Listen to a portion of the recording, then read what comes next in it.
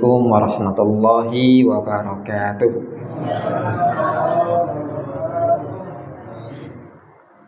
Innal hamdalillah nahmaduhu wa nasta'inuhu wa nastaghfiruh wa na'udzu billahi min syururi anfusina wa min sayyiati a'malina may yahdihillahu fala mudhillalah wa may yudlil fala hadiyalah. Wa asyhadu an la ilaha illallah wahdahu la syarikalah wa asyhadu anna Muhammadan abduhu wa rasuluh la nabiyya wa la rasula ba'dah. Allahumma shalli wa sallim wa barik ala nabiyyina Muhammadin wa ala alihi wa sahbihi wa man tabi'ahum bi ihsanin ila yaumiddin. Masyarul muslimin rahimani wa rahimakumullah. Monggo kita wiwiti pengawasan wonten dalu menika kanthi waosan basmalah sareng. Bismillahirrahmanirrahim. Nggih, kita lajengaken. Kita badhe bahas salah setunggalipun syarat sah salat ingkang dek wingi dereng kita bahas inggih menika istiqbalul qiblah. Salat itu harus menghadap ke kiblat. Kiblate wonten pundi? Ka'bah. Sanes kilen nggih. Kiblat niku Ka'bah. Ka'bah itu kiblat bagi orang yang berada di dalam Masjidil Haram. Masjidil Haram menjadi kiblat terhadap orang-orang yang berada di Mekah. Dan Mekah menjadi kiblat terhadap orang-orang yang ada di luar Mekah. Nah, mila kaitanipun kalih istiqbalul qiblah menika. Walaupun menghadap kiblat niku ijma' para ulama bilih wajib. Ittafaqal ulama ala annahu yajibu 'alal musalli an yastaqbilal masjidal haram indas shalah.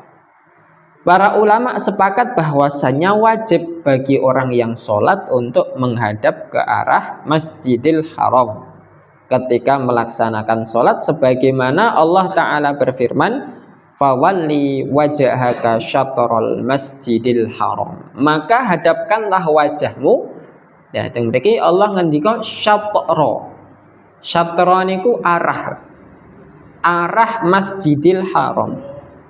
Maka di sini terjadi perselisihan atau perbedaan pendapat tentang apakah yang kita menghadapnya niku ainul Ka'bah. Jadi wujud Ka'bah itu sendiri atau jihatul Ka'bah, arah kepada Ka'bah tersebut. Jadi hukum asal menghadap ke arah Ka'bah. Tetapi untuk orang yang menyaksikan Ka'bah harus menghadap langsung ke arah Ka'bah, sedangkan orang yang tidak menyaksikan Ka'bah secara langsung menghadap ke arahnya Ka'bah. Nah, maksud arahnya ten Nabi Shallallahu Alaihi Wasallam niku sabibaripun hijrah tinggalipun wonten Madinah. Madinah niku nek kalih Mekah pundi niku? Lere nggih. Madinah niku utaranya Mekah. Berarti Mekah itu di sisi selatannya Madinah. Nabi wonten salah setunggalipun hadis ngendika, inna ma bainal masyriqi wal maghribi kiblatun. Sesungguhnya di antara arah timur dan arah barat di sanalah kiblat. Jadi Nabi berada di sebelah utara menghadap ke selatan. Sesungguhnya di antara sebelah timur sampai sebelah barat itu kiblat. Padahal Ka'bah ada di sebelah selatan. Artosipun apa? Selama seseorang menghadap ke arah kiblat, walaupun dia geser sedikit, walaupun dia agak geser ke kiri, geser ke kanan, bahkan dia mendekati arah yang berbeda sekalipun, selama tidak membelakangi Ka'bah, maka masih dianggap sah sholatnya. Jadi Nabi menghadap ke selatan, kemudian sholat madhep rodok mriko nggih mboten napa-napa, madhep rodok mriko nggih mboten napa-napa, madhep rodok mriko nggih mboten napa-napa. Niku. Jadi kiblat itu untuk orang yang berada di luar Mekah niku arah yang pokoknya arah kiblat niku kira-kira teng pundi nggih niku. Misal geser sekedhik nggih mboten napa-napa. Walaupun misalkan geser itu hanya 1 derajat niku nek diturut niku mungkin nggih pun beda negara niku. Tetapi niku bagian dari rukhsah. Karena sesungguhnya yang penting sholat kita itu menghadap kepada Allah Subhanahu wa ta'ala. Maka meskipun tidak menghadap Ainul Ka'bah niku mboten napa-napa. Ya, walaupun dengan perkembangan teknologi yang sudah modern niku menghadap kepada Ainul Ka'bah lebih baik. Kan kalau bisa kenapa tidak? Nah, maka ketika kita berada di tempat selain masjid Bapak Ibu, mungkin wonten griya, wonten sabin, wonten ngalas, terus ajeng salat, niku ajeng ngepaske Ka'bah niku pundi, niku mboten sah bingung. Selama nek kita kan Ka'bah niku arah kilen radi ngaler sekedhik. Nggih, selama kita tidak menghadap ke arah utara, tidak menghadap ke arah selatan, nggih madhep ngilen rodok ngalor sekedhik, rodok ngalor kathah niku mboten napa-napa. Atau mungkin agak ke selatan sedikit niku juga sudah sah. Nah, jadi tentang kiblat niki, maka kalau ada masjid yang mungkin napa menurut kita niku wah iki kiblate rada geser sithik. Jadi nggih rada menceng sekedhik. Niku sebenarnya secara keabsahan untuk sholat tetap sah. Nah, kemudian yang perlu kita bahas juga tentang menghadap ke kiblat ini menjadi pertanyaan bagi sebagian orang. Ustaz, ketika sholat di atas kendaraan, terus kita menghadapnya kemana, Tad? Padahal kendaraan itu kadang berbeda arah, ke utara, ke selatan, ke barat, ke timur, mengikuti jalan. Jadi tidak mengikuti kiblat. Nah, tentang sholat di atas kendaraan, Rasulullah Shallallahu Alaihi Wasallam niku juga dalam beberapa riwayat beliau melaksanakan sholat di atas kendaraan. Wonten salah setunggalipun riwayat saking Amir bin Rabi'ah piyambakipun ngendika, ra'aitu Rasulullah sallallahu alaihi wasallam yusolli ala rahilatihi haitsu tawajjahat bihi. Saya melihat Rasulullah sallallahu alaihi wasallam sholat di atas kendaraannya, kemanapun kendaraan itu menghadap. Jadi walaupun kiblat niku arahipun kilen, delalah kendaraan niku ngetan utawi ngaler utawi ngidul niku mboten napa-napa. Tetapi yang menjadi catatan adalah Rasulullah Shallallahu Alaihi Wasallam sholat di atas kendaraan niku hanya ketika sholat sunnah. Jadi wonten salah setunggalipun riwayat saking Jabir bin Abdullah, Nabi niku sholat di atas kendaraan sholat nafilah, sholat sunnah. Wa idza arada an yusalliyal maktubah, ketika Nabi badhe nindakake sholat maktubah, Nabi niku berhenti. Nabi berhenti menali kendaraannya, kemudian beliau sholat menghadap ke kiblat. Berarti nek sholat wajib niku harus menghadap ke kiblat, tidak boleh di atas kendaraan kecuali dalam keadaan yang sangat mepet atau di atas kendaraan yang mana dalam kendaraan itu semua rukun-rukun sholat wajib niku bisa terlaksana.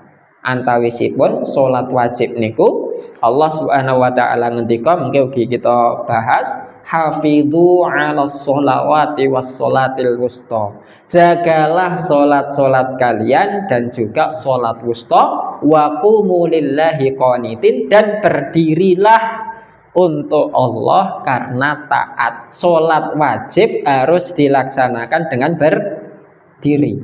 Ketika sholat di atas kendaraan, kita bisa sholat dengan berdiri. Dan kita bisa sholat menghadap ke arah kiblat, kita bisa sholat menutupi semua rukun-rukun sholat, maka sholat di atas kendaraan, sholat wajib, mboten nopo.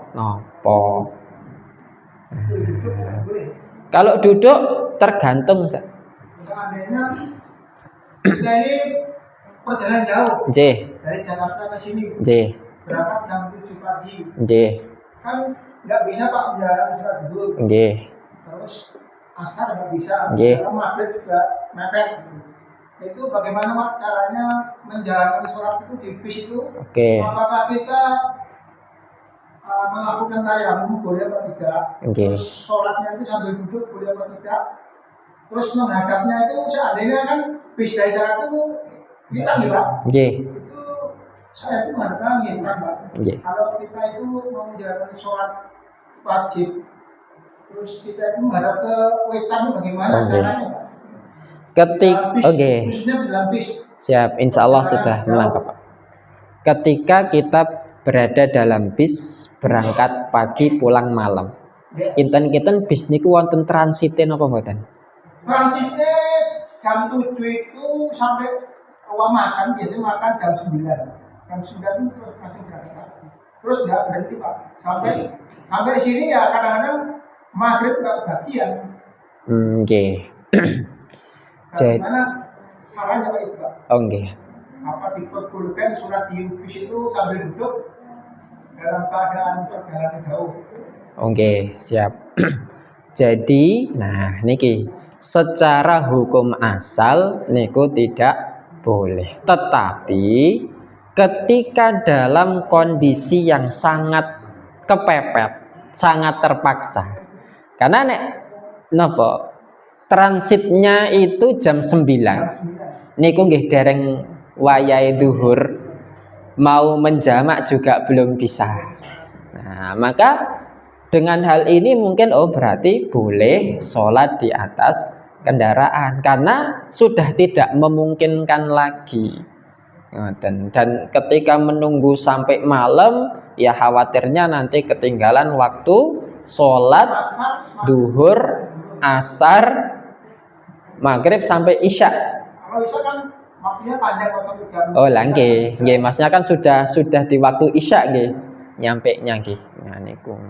Maka dalam ayat niku kan fa in khiftum farijalan aw rubbana.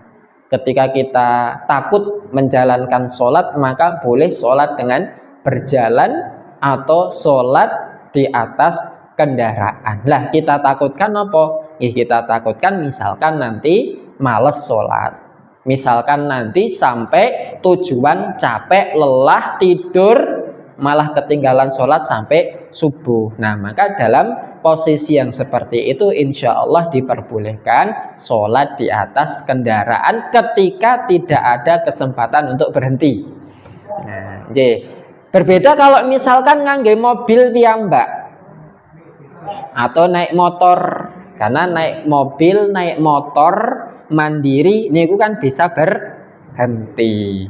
Misalkan bisa berhenti, berarti yang diutamakan bukan rukhsahnya dulu, tetapi bagaimana suatu ketentuan bisa dijalankan sebagaimana mestinya. Wayahe duhur mandhap riyen kalih salat duhur dijamak sekalian dengan salat isya, salat asar jamak takdim di awal sholat, atau nanti di akhir sholatnya. Itu ketika masih ada kesempatan untuk berhenti. Nah, misalkan naik kendaraan, naik bis niku kan mboten mungkin sholat kalih jumeneng di atas bis nggih. Nah, nembe ngebut terus ngerem mengke geblak. Nah, jadi karena di bis itu tidak memungkinkan untuk sholat dalam keadaan berdiri, maka karena tidak bisa berdiri dia boleh sholat dengan duduk. Nah untuk wudhunya bagaimana? Nah untuk wudhu riyen pun nanti kita bahas selama masih ada air yang bisa dipakai untuk wudhu. Kecuali ngeten, betone mung toya sementen dan air ini hanya untuk minum. Terus pados teng bis niku nggih mboten wonten kolae, mboten wonten toyane. Nah niku pun kepepet tenan, maka baru diperbolehkan untuk tayamum. Ananging menawi saking griya pun siap-siap, aku tak cepak-cepak aqua sak gelas, utawi air minum 1 gelas mengke dingge wudu. Nah, maka wudu menggunakan air ketika ada dan sudah disiapkan niku lebih afdol. Tetapi ketika kepepet-pepet sekali baru boleh mengganti dengan tayamum. Dan dulu juga pernah kita bahas bahwa tayamum niku menggunakan medan yang ada tanah atau debu atau zat-zat yang memang ada unsur-unsur tanahnya ngoten niku. Lah nek di tembok niku mboten enten debu nggih, kita cari di tempat yang lain. Nah, di kaca niku pertanyaannya apakah ada debu napa mboten?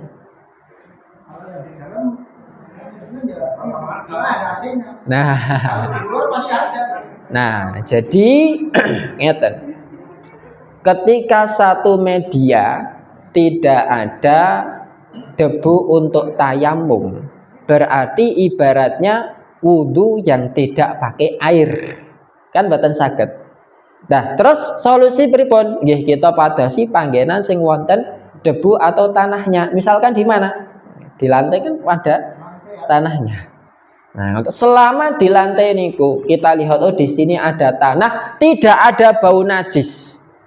Tidak ada wujud najis yang kelihatan atau tidak ada ciri-ciri di sana bekas najis. Nggih pun maka tanah itu dianggap suci. Walaupun tanah itu dibawa dari sendal para penumpang. Nggih mboten napa-napa.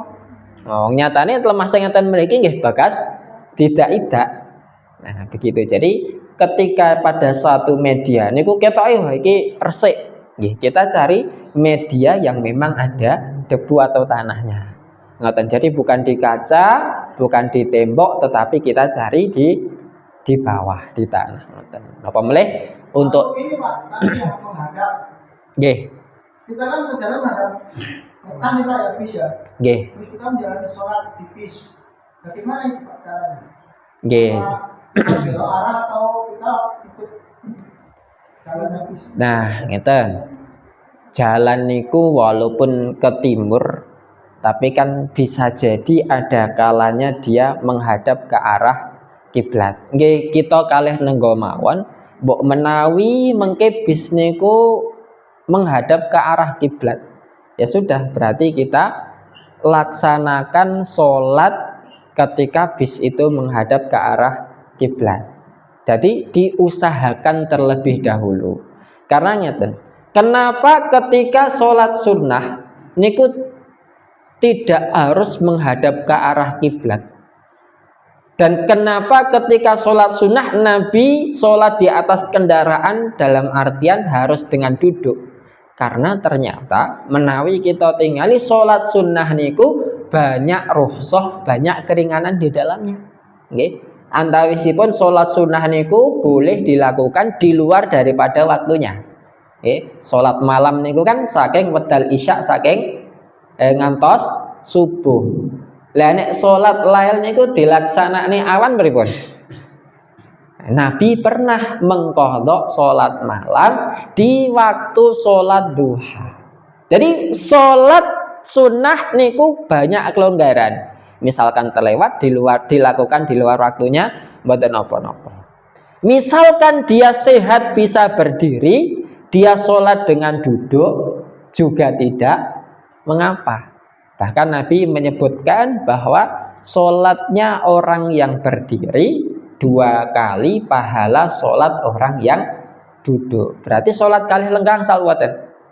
Boleh dalam sholat sunnah, padahal aslinya sholat itu wajib berdiri. Maka sholat sunnah duduk boleh. Makanya Nabi ketika berada di atas kendaraan sholat sambil duduk, karena memang diperbolehkan. Nah, dan begitu juga dengan menghadap ke arah kiblat. nah niku diberikan rukhsah keringanan yang sama. Tetapi karena sholatnya adalah sholat wajib, dan ketika kita lihat pada riwayat, nek Nabi kan rumiyin naik kendaraan niku kan unta dan sendiri gitu.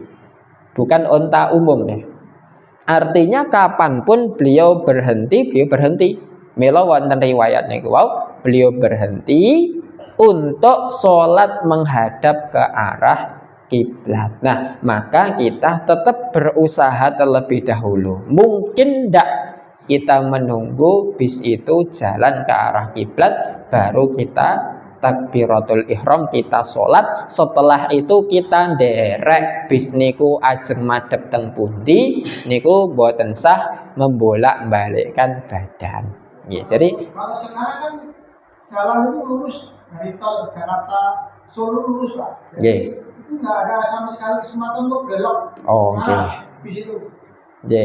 Ketika sudah mentok tidak ada jalan lain, berarti ad-daruratu tubihul mahdurat. Sesuatu yang darurat itu membolehkan sesuatu yang dilarang. Ngoten mawon. Nggih, wallahu a'lam bishawab. Nah, niku untuk sholat. Jadi misal nggih menawi wonten pesawat niku kinten-kinten saged sholat kalih jumeneng napa mboten? Kinten-kinten nek wonten pesawat jumeneng niku rawan geblak napa mboten? Oh, rawan. Nggih pun berarti ketika di pesawat misalkan tidak bisa sholat dengan berdiri, nggih ada keringanan sholat dengan duduk. Nah, ngoten mawon. Kemudian menawi wonten kapal. Dan kapal pripun? Saged nggih? Saged berdiri. Menawi wonten kereta pripun? Saged nggih. Berarti ketika di kereta masih bisa berdiri, maka harus dengan berdiri. Oke. Maksudnya kalau kereta niku kan jalannya stabil. Nah, kereta niku kan hampir tidak mungkin ngerem mendadak. Nah, dan jadi ketika kita sholat berdiri di dalam kereta, insya Allah relatif aman.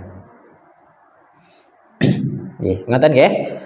Nah, salajengipun kita bahas kaifiatus sholah, tata cara sholat. Dalam satu hadis tentang tata cara sholat, yang ini menjadi pokok atau hadis inti tentang tata cara sholat yang benar, niku nalika wonten salah setunggalipun wedal, wonten tiyang ingkang mlebet masjid banjur piyambakipun sholat. Sakbibaripun sholat, nggih, teng mriku nggih wonten Rasulullah. Sakbibaripun sholat, tiyang niki wau ngadhep dumateng Nabi terus ngucapaken salam. Assalamualaikum ya Rasulullah. Faradda alaihi assalam. Maka Nabi menjawab salam tersebut, waalaikumsalam. Tetapi Nabi sampaikan, irji fa sholli fa innaka lam tusolli. Kembalilah dan sholatlah, karena kamu sama saja belum sholat. Padahal pun sholat, ning Nabi ngendikan karena engkau belum sholat. Berarti sholatnya mboten ditampi. Kemudian yang kedua, dia sholat terus ketemu dengan Nabi. Nabi ngendikan mulai, irji fa sholli fa innaka lam tusolli. Kembalilah dan sholatlah karena engkau belum sholat. Terus sholat lagi yang ketiga kalinya, dia ketemu dengan Nabi, irji fa sholli fa innaka lam tusolli. Kembalilah dan sholatlah karena engkau belum sholat. Nah, terus sabibaripun niku mergo pun menyerah. Lelaki tadi menjawab, walladzi ba'atsaka bil haqq ma ahsanu ghairu hada fa'alimni. Demi zat yang mengutus engkau dengan kebenaran wahai Rasulullah, ajarkanlah aku untuk cara sholat yang benar, karena saya sudah tidak bisa sholat lebih baik daripada sholatku ini. Nah, bibar niku Nabi SAW nembe mengajarkan, dan hadis ini menjadi rukun-rukun sholat apa yang harus ada dalam sholat kula lan panjenengan sami. Nggih, mila wonten hadis niki mboten secara gamblang. Nabi niku menyebutkan sifatus sholah dari awal niat sampai terakhir salam. Tetapi Nabi hanya menyebutkan bagian-bagian dari sholat yang harus ada, yang kemudian oleh para ulama niki disebut arkanus sholah, rukun-rukun sholat. Terus wonten syarat, wonten rukun. Syarat niku napa? Sesuatu yang harus ada di dalam suatu ibadah tetapi berada di luar rangkaian ibadah tersebut. Menghadap kiblat niku harus. Berpakaian niku harus, tetapi berada di luar sholat tersebut. Nah, sedangkan rukun niku ingkang dados urutan-urutan dalam satu ibadah. Maka setelah itu Nabi menyampaikan qala idza kumta ila sholati fakabbir. Rukun yang pertama, ketika engkau hendak melaksanakan sholat maka bertakbirlah. Takbir napa namine? Takbiratul ihram. Nah, sanes ikram, tapi ihram. Napa maknanipun takbiratul ihram? Takbir yang mengharamkan. Sing maune jagongan niku boleh, ketika sudah takbiratul ihram jagongan boten angsal. Ketika sebelumnya makan niku diperbolehkan, ketika sudah takbiratul ihram makan dilarang. Ketika jalan-jalan sebelumnya diperbolehkan, ketika sudah takbiratul ihram diharamkan. Semenuga tindak tanduk ingkang dipun izinaken saderengipun nindakake salat. Fakabbir. Yang pertama adalah takbiratul ihram. Bila takbiratul ihram menika dados rukun pembuka dalam sholat setelah niat. Walaupun wonten hadis menika Nabi boten nyebut niat, ananging babakan masalah niat niki oleh para ulama dimasukkan dalam rukun setiap ibadah. Menapa dene wonten wudu, tayamum lan ibadah-ibadah sanesipun ingkang sampun kita bahas. Jadi yang pertama kita niat terlebih dahulu, setelah niku takbiratul ihram. Oke, kita bahas bagian demi bagian. Kemudian setelah itu Nabi menyampaikan summakra ma tayassara minal Qur'an. Lalu bacalah satu surat yang mudah dari Al-Qur'an. Maksudnya membaca surah Al-Fatihah. Sabibaripun iku summarka hatta tatma'inna raqi'an. Lalu rukuklah sampai engkau tumakninah dalam rukukmu. Nah, tumakninah niku napa? Tumakninah niku tenang. Tenang niku berarti menunjukkan gerakan itu telah sempurna, terus kita menikmati pada posisi rukuk tersebut. Dan itu namanya tumakninah. Kemudian setelah itu summarfa hatta ta'tadila qa'iman. Lalu naiklah sampai engkau lurus. Mila i'tidal artosipun lurus. Kenapa lurus? Karena seluruh sendi-sendi dalam badan kita niku berada pada posisinya boten wonten ingkang dipun tekuk. Nah, maka disebut lurus. Nah, mila sekilas ngeten. Wonten sebagian tiyang ingkang nalika iktidal sami Allahu liman hamidah, tangan menika dipun sedekap di atas dada sebagaimana posisi setelah takbiratul ihram. Kinten-kinten ngeten iki iktidal napa mboten? Tangane lurus napa mboten? Mboten lurus.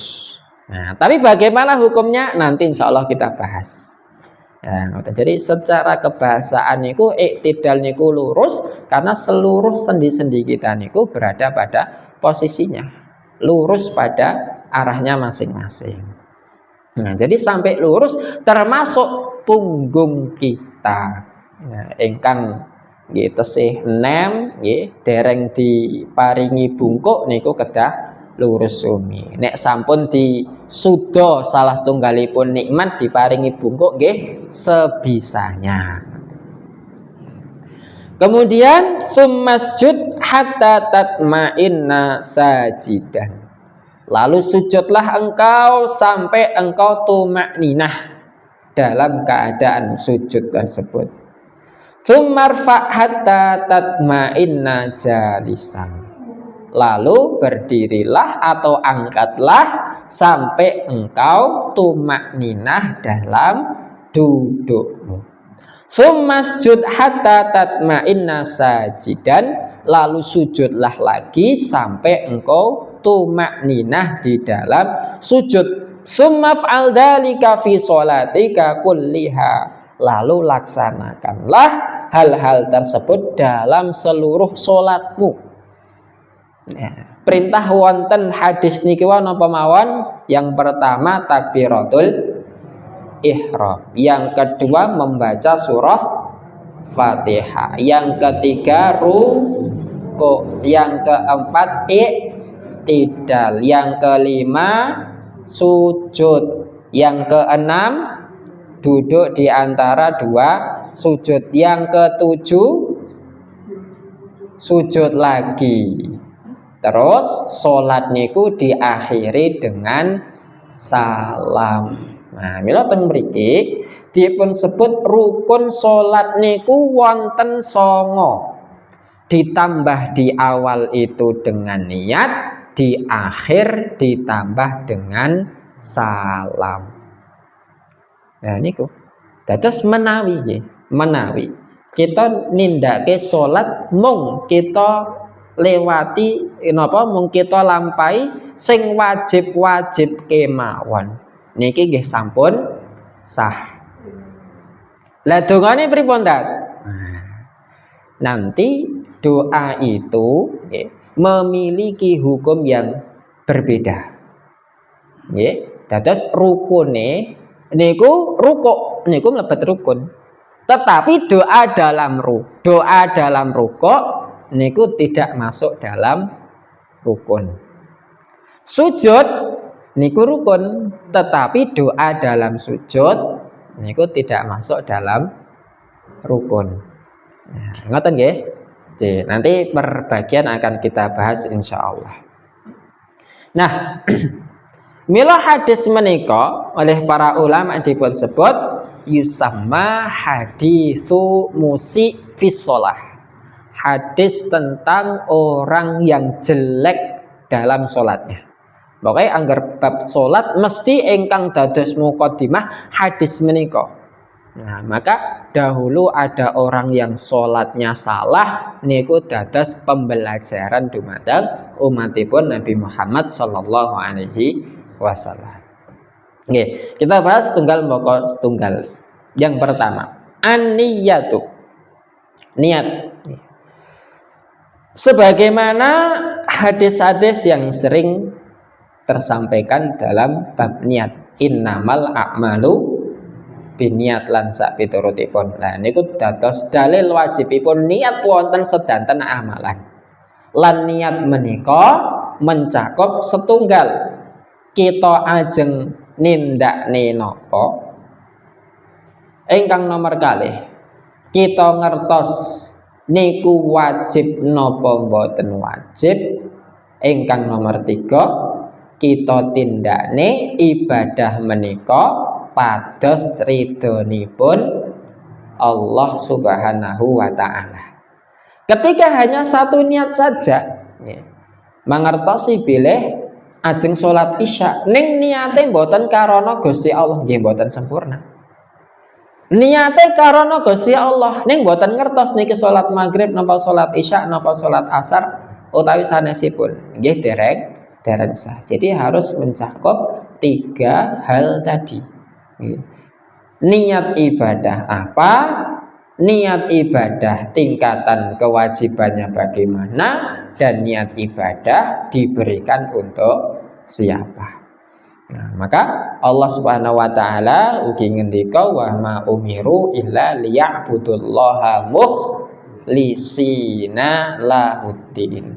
Dan tidaklah mereka diperintahkan untuk beribadah mukhlisina lahuddin, melainkan harus karena ikhlas untuk agama Allah Subhanahu wa taala. Nah, banjur bagaimana tentang talaffuz bin niyah, mengucapkan niat dengan lisan. Sebagaimana dalam hal wudu, dalam hal wudu niat menika perkawis manah urusan masalah hati, sehingga ketika sudah diungkapkan dengan hati kemawon niku sudah cukup. Bahkan tidak diungkapkan dalam hati, neng kita tindak tindak teng masjid ditakoni ajeng teng pundi teng masjid napa salat maghrib, niku pun kelebet niat. Utawi ajeng siam enjange pun sahur, ya mboten sah niat sahur niku wujud piyambakipun badhe nindakne poso, mboten sah niat mboten napa-napa, karena cukup dengan maksud hati untuk melakukan suatu peribadahan. Niki mboten sah kita bahas, riyen sampun nanti kita bahas wonten ingkang kedah talaffuz bin niat mengungkapkan dengan lisan, wonten ingkang niat menika cukup dengan hati. Nah, ning perkawis ikhtilafiyah ngeten niki pun dipun bahas saking rumiyin, kedahipun nggih kita saged menyikapi dengan dewasa. Nek ajeng talaffuz nggih monggo wonten pendapatipun, ajeng wonten manah nggih mboten napa-napa. Kemudian yang kedua niku takbiratul ihram. Takbiratul ihram. Kenapa takbiratul ihram wajib dikuatkan oleh Nabi sallallahu alaihi wasallam ingkang ngendika miftahus shalah at-tahuru wa tahrimuha at-takbir wa tahliluha at-taslim. Kunci dari salat adalah suci, tahur, dan yang mengharamkan perbuatan selain salat niku takbir, dan yang menghalalkan adalah salam. Terus bagaimana tata cara kita takbiratul ihram? Takbiratul ihram niku kita mengangkat kedua tangan, ingkang tangan niku bisa sejajar dengan bahu, atau mungkin sejajar dengan telinga. Saged ngeten Allahu Akbar, saged sampai telinga Allahu Akbar. Nah, dengan posisi tangan pripun begar. Nah, ngeten Allahu Akbar, tidak boleh ditekuk. Nah, ngeten niki napa jenenge? Dicawuk. Wonten asal, harus niki jari-jari lurus. Allahu Akbar. Niku tata cara takbiratul ihram. Nah, kemudian yang kedua niku al-qiyamu fil fardhi.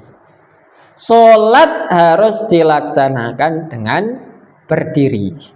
Wah, sampun kita bahas. Dikuatkan lagi dengan satu hadis, sholli qa'iman. Salatlah engkau dengan berdiri. Fa illam tastati faqa'idan. Nek boten saged jumeneng berarti kanthi lenggah. Nggih mungkin ketika dalam perjalanan, ketika di atas kendaraan, ketika sedang sakit, atau dalam posisi tertentu tidak bisa sholat dengan berdiri, maka sholat dengan duduk. Fa illam tastati fa'ala janbin. Maka ketika tidak bisa, sholatlah dengan berbaring. Ananging teng mriki Nabi ngendika ala janbin niku berbaring. Berbaring niku di atas niki napa jenenge? Napa nggih? Miring.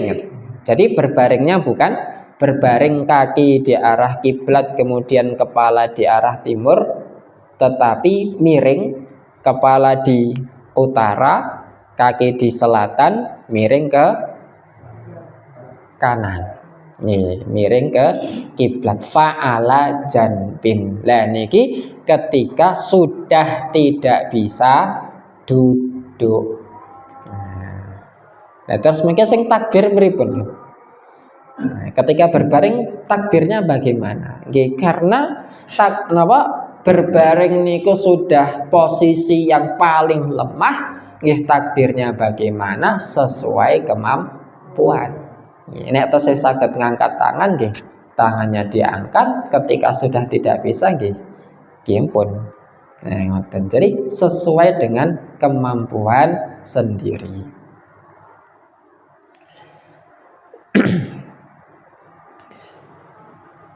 Nah, selanjutnya niku qiraatul Fatihah, membaca surah Al-Fatihah fi kulli raq'atin min raqa'atil fardhi wan nafli.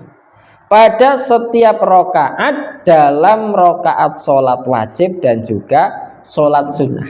Hadisipun jelas ugi masyhur, la sholata liman lam yaqra bi Fatihatil kitab. Tidak ada salat, maksudnya salat boten sah kecuali dalam salat itu dibaca surah Al-Fatihah. Mila nalika Nabi nate nindake salat fajar niku salat 2 rakaat saderengipun salat subuh.